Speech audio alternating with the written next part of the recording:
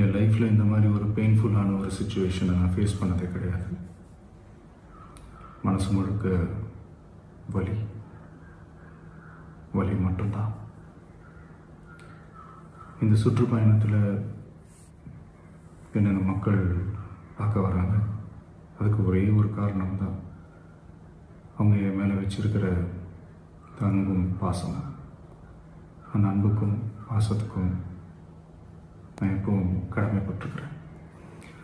அதனால தான் இந்த சுற்றுப்பயணத்தில் மற்ற எல்லா விஷயங்களையும் தாண்டி மக்களுடைய சேஃப்டி, அதில் எந்த காம்ப்ரமைஸும் பண்ணிடக்கூடாதுன்றதுக்காக தான் அது என் மனசில் ரொம்ப ஆழமாக இருக்கும் அந்த எண்ணம்.